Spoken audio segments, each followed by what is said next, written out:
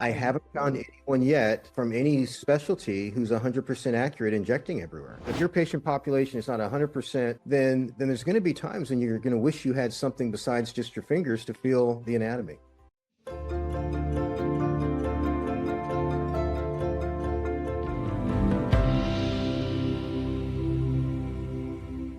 All of us that have come through orthopedic training are taught manual palpation, bony landmarks, what the joints look like, what types of joints there are.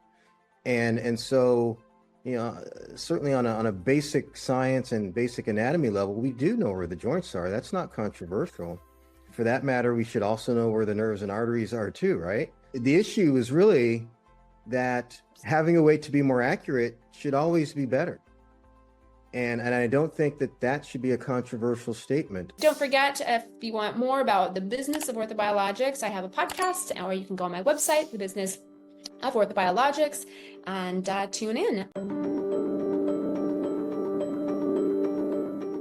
I haven't found anyone yet from any specialty who's 100% accurate injecting everywhere. It just can't be done. There's one paper that's been published years past where it was a cadaver-based study with residents and attendings doing injections into the subacromial space, and the misses ranged from being subcutaneous to intra-articular or intratendinous. And so, the bottom line is we have an imaging modality that has multiple benefits. One of them happens to be that it makes you a better injectionist, if you want to use that word, because you can see the needle going into the body. And it's really not more complicated than that. So,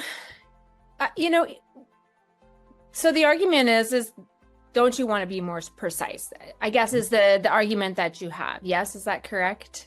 Yeah, and even in those situations where, if you get it into the joint, whatever you're injecting is probably going to spread through the whole joint. But there are certain times when our classically taught techniques aren't going to work. In fact, I had two people today in the office that I would have struggled and turned them, unfortunately, into a pincushion unless I got super lucky to inject their knee because there weren't bony landmarks like you would expect.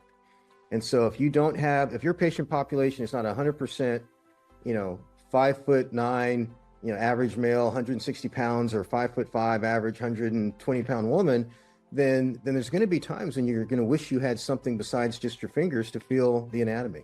Don't miss out.